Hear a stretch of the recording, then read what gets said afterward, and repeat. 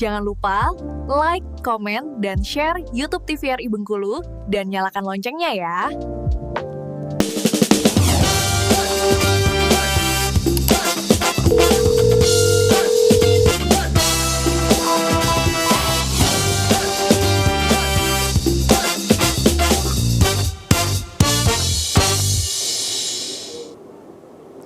Selamat pagi pemirsa, apa kabar Anda? Semoga selalu sehat dan dapat melaksanakan kegiatan sebagaimana mestinya. Senang sekali pemirsa kembali berjumpa dengan Anda bersama saya Syifa Nabila di Dokter Kito Besamo Kito Sehat. Pemirsa, pertumbuhan penduduk yang tidak terencana akan menimbulkan berbagai masalah, baik di kesehatan ibu dan anak, kesejahteraan penduduk, hingga kualitas pendidikan.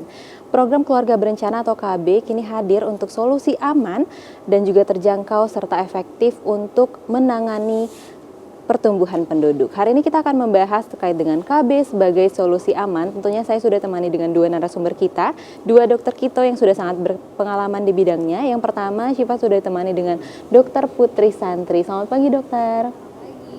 Gimana kabarnya, dok? Sehat, alhamdulillah. Sehat. Udah semangat banget nih, dok, kayaknya untuk memberikan edukasi terkait KB ya, dok, kepada pemirsa dokter Kito. Siap banget loh. Oke, baik. Yang kedua narasumber kita yaitu Dokter Wenti Arbayeni. Selamat pagi, dokter. Pagi, Mbak. Gimana kabarnya, dok? Alhamdulillah baik. Baik, udah semangat juga nih kayaknya, dokter ya. Semangat terus. Oke, semangat terus. Baik pemirsa, langsung aja nih kita mulai perbincangan kita terkait dengan KB Solusi Aman.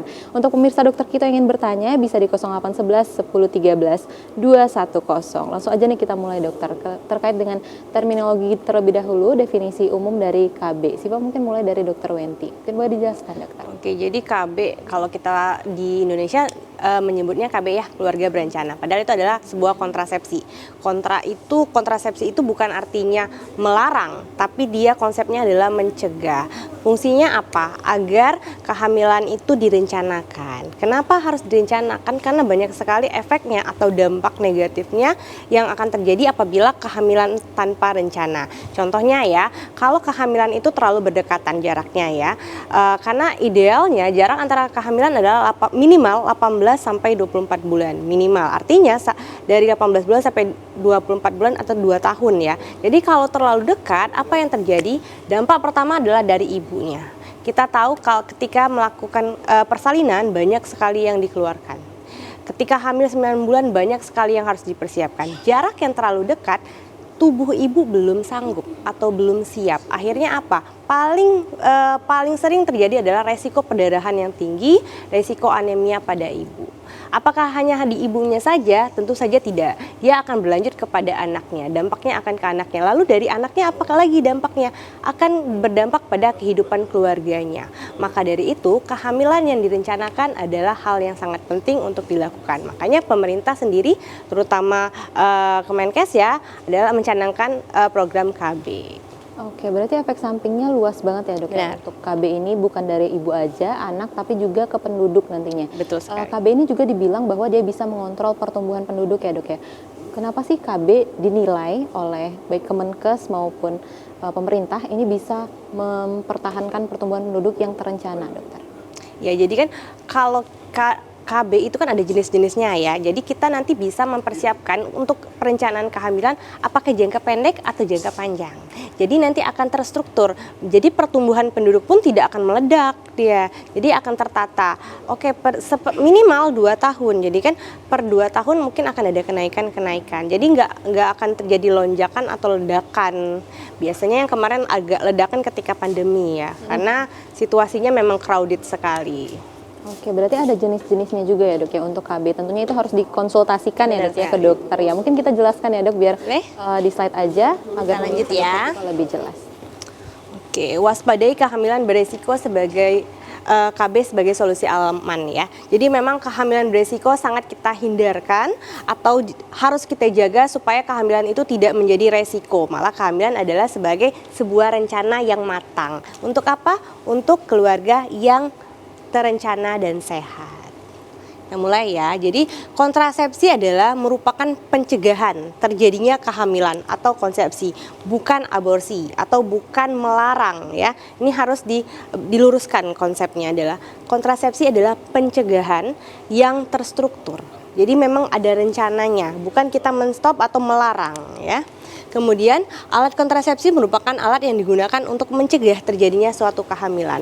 Nah, ini ada tujuan dan ada manfaatnya. Manfaatnya ada 3 ya, untuk ibu, ayah, dan untuk anak yang dilahirkan. Oh, ternyata ada juga untuk ayah nih. Kenapa ada untuk ayah manfaatnya?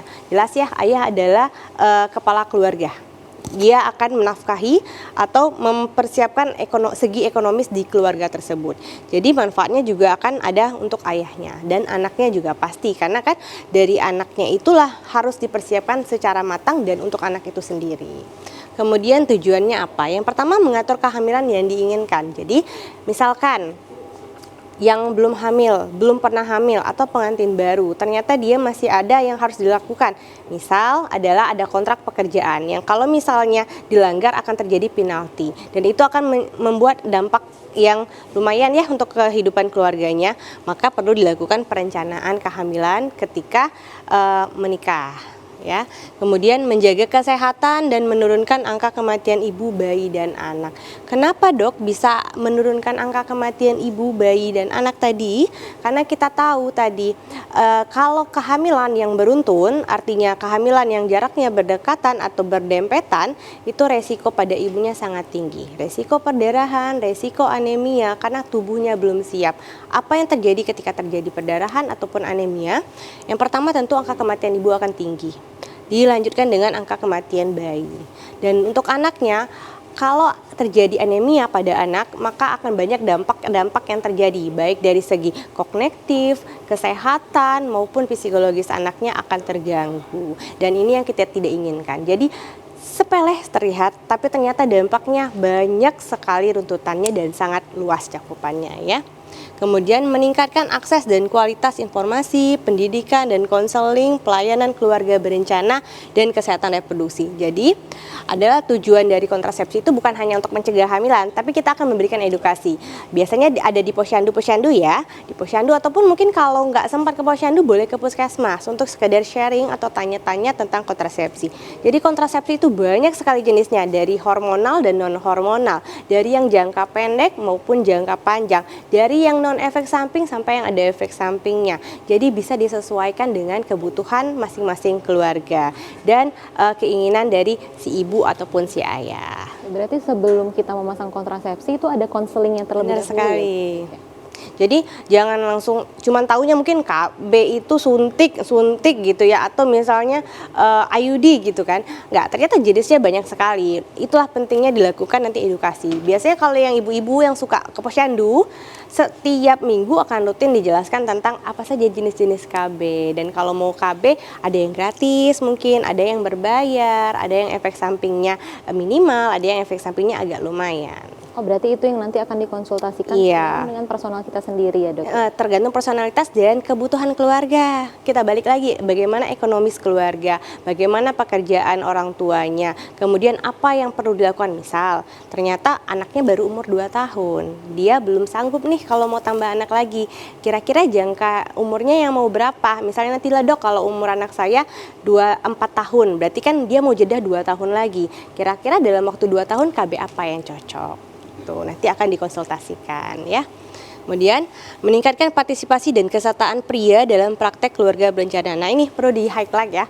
Pria, jadi laki-laki atau si ayah. Jadi KB itu bukan hanya untuk perempuan. Nah, ini yang paling sering miskonsepsi ya. Artinya KB itu untuk si ibunya aja, jadi ibunya yang sibuk. Ternyata KB juga bisa untuk si ayah, dilakukan untuk ayah. Untuk perempuan aja, benar. Tapi ayah juga diikut sertakan ya. Iya. Baik, mungkin kita akan lanjutkan setelah jeda iklan berikut ini. Tetap bersama kami di Dokter Kito, bersama kita sehat.